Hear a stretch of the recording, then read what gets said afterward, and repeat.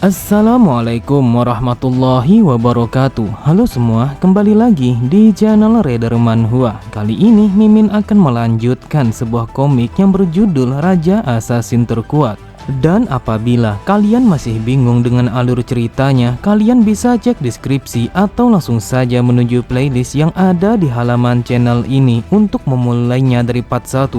Tanpa basa-basi lebih jauh, mari kita masuk di part 96. Cerita dimulai setelah kedatangan Hajin. Sang raja berkata, "Aku sudah menangkap semua orang yang menjadi masalah bagi dirimu. Aku telah memerintahkan kepada Yoseong untuk mengerahkan 10 pasukan elit Heavenly Demon untuk menangkap mereka semua. Tetapi hal ini tidak seperti pemberontakan yang sebelumnya. Mereka bergerak dengan begitu tenang sehingga mereka telah berhasil menangkap 12 orang yang tersisa tanpa adanya perlawanan." Terlihat Hajin sangat terkejut karena ia tidak menduga kalau sang raja telah bergerak sampai sejauh itu. Lalu ia berkata, "Wahai sang raja, entah mengapa kau langsung turun untuk mengurus kekacauan ini." Dengan santainya sang raja berkata, "Aku tidak melakukannya hanya untukmu, tetapi aku melakukannya demi kebaikan kultus ini. Aku sama sekali tidak bisa membiarkan orang-orang yang seperti itu berkeliaran dengan bebas ketika insiden pemberontakan baru saja terjadi." Mendengar itu Hajin berkata, "Jadi selama ini kau sudah mengetahui tentang semuanya. Tetapi aku tidak mengerti mengapa kau tidak ingin menghentikannya sebelum semuanya telah terjadi seperti ini." Namun tiba-tiba saja Hajin menyadari akan sesuatu ketika melihat sang raja yang tidak menjawabnya. Hajin berkata, "Aku yakin kau pastinya akan mengatakan kalau itu adalah tanggung jawabku dan aku harus menyelesaikannya dengan baik." Setelah mengatakan itu, Hajin berpikir, apa yang ia pikirkan memanglah benar. Itu bukanlah sesuatu yang aku lakukan, tetapi ini adalah sesuatu yang harus aku hadapi. Akan tetapi, Hajin sangat terkejut ketika mendengar sang raja yang mengatakan kalau itu adalah kesalahannya. Hajin bergumam, dia mengatakan kalau ini adalah kesalahannya. Aku tidak menduga sebuah jawaban yang ia berikan sangat berbeda dengan apa yang aku bayangkan. Dan ini bukanlah kata-kata yang seharusnya diucapkan oleh sang raja. Ketika melihat muridnya yang menatapnya dengan terkejut, sang raja kembali berkata, "Seharusnya aku sama sekali tidak membiarkan hal ini akan berlarut-larut dengan lebih lama. Bahkan demi kebaikan kultus ini, seharusnya aku menghentikannya dengan lebih cepat. Aku sangat terkesan ketika melihatmu yang memecahkan banyak masalah yang kau hadapi dengan begitu baik. Kupikir kau akan melakukan hal yang sama ketika kau berusaha untuk menyelesaikan insiden ini. Tetapi apakah kau tahu kalau aku baru saja menyadari kalau itu adalah kesalahanku? Putra ketiga, kau adalah sebuah pedang yang sudah diasah dengan sangat tajam. Dan pedang yang sudah diasah seharusnya akan disimpan di dalam sarung. Apakah kau tahu mengasahnya berkali-kali hanyalah sebuah tindakan yang sangat bodoh? Lagi pula, selain membuang waktu, hal itu hanya akan membuat ujungnya menjadi tumpul. Oleh sebab itulah aku mengatakan kalau aku telah membuat kesalahan." Melihat sang raja yang menyalahkan dirinya sendiri, Hajin berkata, "Wahai sang raja, kau sama sekali tidak membuat kesalahan. Tetapi ini adalah sesuatu yang seharusnya aku selesaikan dengan sendirinya. Namun jika aku berpikir lagi, ini adalah sesuatu yang seharusnya tidak aku lakukan sejak dari awal."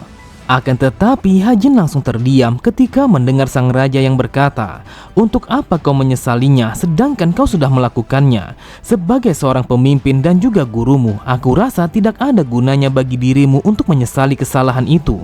Jika kau melakukan kesalahan, maka yang harus kau lakukan adalah merenunginya. Lalu kau harus berusaha untuk menghindari sebuah tindakan yang seperti itu di masa depan." Hajin pun berkata, "Bukankah kau mengatakan kalau sesuatu yang seperti itu sama sekali tidak ada artinya? Lantas mengapa kau memintaku untuk tidak menyesalinya?" Sang raja kembali berkata, "Alasannya sederhana, karena kau adalah orang yang melakukan kesalahan itu. Dan juga kau adalah seseorang yang sangat berbeda dari kebanyakan orang yang sudah aku lihat. Meskipun kau adalah orang yang tidak memiliki bakat untuk melihat ke belakang dan juga merenungi kesalahanmu, akan tetapi kau adalah orang yang sangat ahli untuk melihat masa depan dan juga melangkah maju. Apabila kau merasa bersalah kepada mereka yang menjadi korban dari tindakanmu, maka hal itu sudah cukup. Kau tidak perlu menghancurkan hidupmu sendiri hanya karena kau merasa bersalah. Yang aku tahu kau bukanlah seseorang yang seperti itu. Jadi entah mengapa kau terlihat begitu menyedihkan." Dengan wajah yang tertunduk, Hajin berkata, "Aku sama sekali tidak mengingat akan masa laluku, tetapi jika ini adalah dosa yang aku perbuat di masa lalu, maka mau tidak mau aku harus menebusnya." Sang raja berkata, "Apakah kau berencana untuk bertanggung jawab atas kematian mereka? Kau bukanlah seseorang yang memilih mati untuk mereka, karena yang aku tahu kau bukanlah tipe orang yang akan bunuh diri. Lagi pula kau tidak akan merasa menderita pada seumur hidupmu, karena kau bukanlah seseorang yang seperti itu. Putra ketiga, kau yang tidak akan mati dan juga menderita, tetapi entah mengapa kau berjuang sampai sejauh ini. Apakah kau ingin berpura-pura merasa kesakitan hanya untuk menghormati mereka yang sudah mati? Kau telah berduka dan juga bersimpati kepada mereka, namun kau sama sekali tidak menganggap dirimu sebagai pelakunya karena itu bukanlah sesuatu yang kau ingat. Jadi, apakah yang aku katakan ini adalah salah? Apabila kau benar-benar ingin memberikan kepada mereka sedikit penghiburan, maka matilah di tempat ini sekarang juga. Kemudian aku akan menyebarkan berita ini kepada seluruh kultus tentang kematianmu yang sangat berani dan juga mempermalukan semua orang yang telah berani berbicara buruk kepadamu."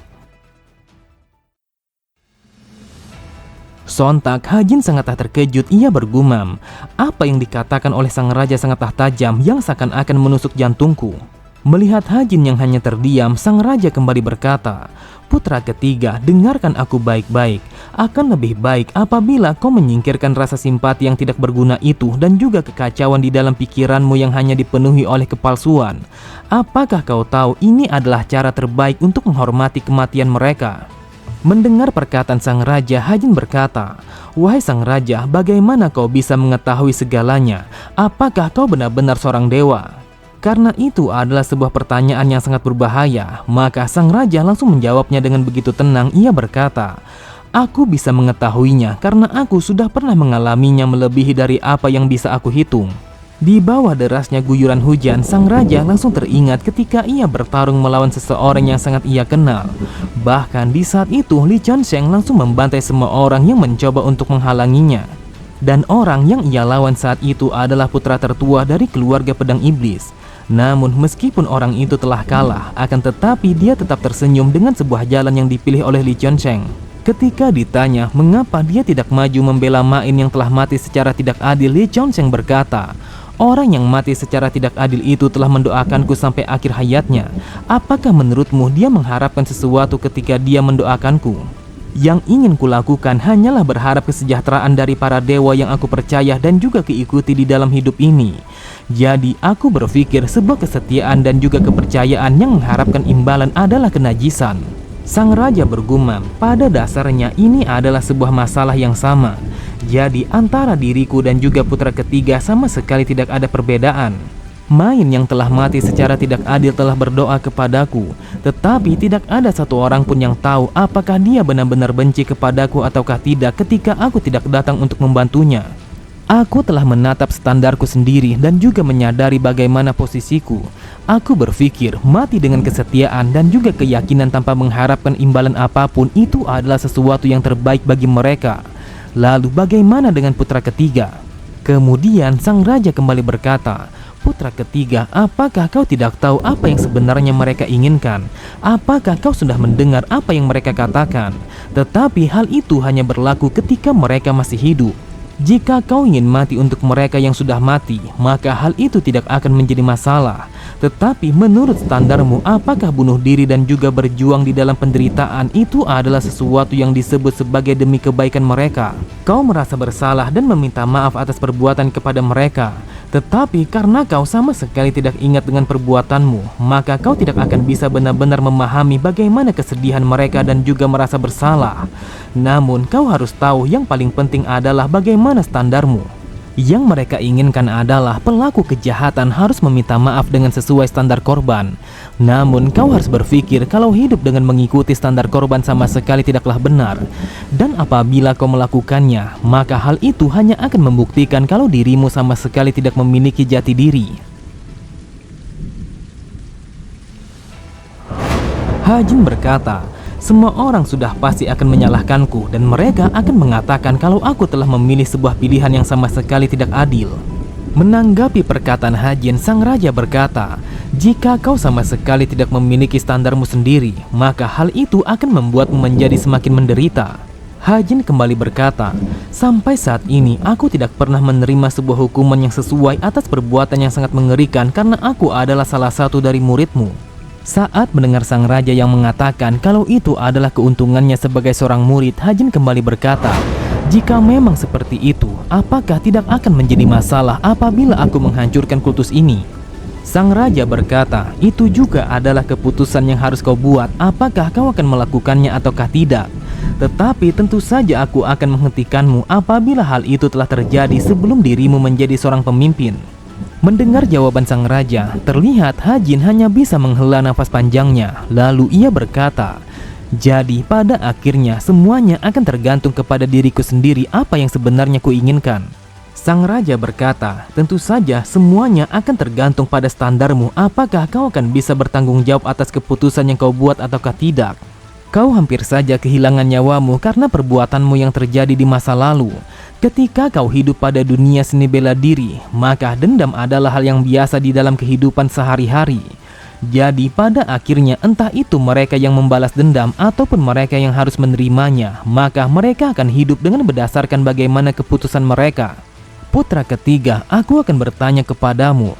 Katakan kepadaku, apakah kau benar-benar akan bersedia menderita hanya untuk kematian mereka? Apakah kau bersedia untuk mengorbankan nyawamu kepada mereka?" Tanpa keraguan sedikit pun, Hajin pun mengatakan kalau dia sama sekali tidak bersedia untuk melakukan sesuatu yang seperti itu. Mendengar jawaban Hajin, sang raja kembali berkata, "Jika kau benar-benar tidak bersedia, lalu apa yang akan kau lakukan untuk mereka?" Namun sang raja langsung menyipitkan kedua matanya ketika mendengar Hajin yang mengatakan kalau dia akan memikirkannya.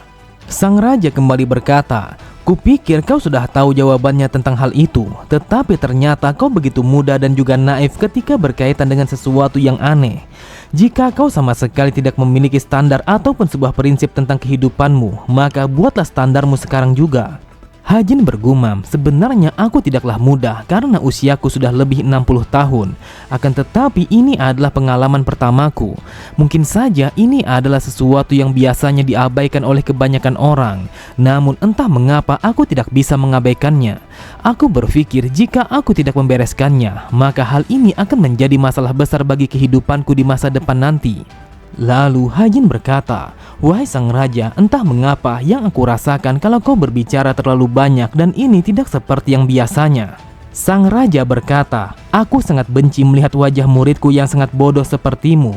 Aku tidak bisa mengusirmu karena kebodohanmu. Jadi satu-satunya cara yang bisa kulakukan hanyalah membuatmu menjadi sadar meskipun aku harus memukulmu." Setelah mengosongkan minumannya, sang raja langsung berdiri dari tempat duduknya. Lalu ia berkata, "Ikutlah bersamaku sekarang juga karena ini adalah waktu yang sangat tepat untuk melakukan ujian terakhir.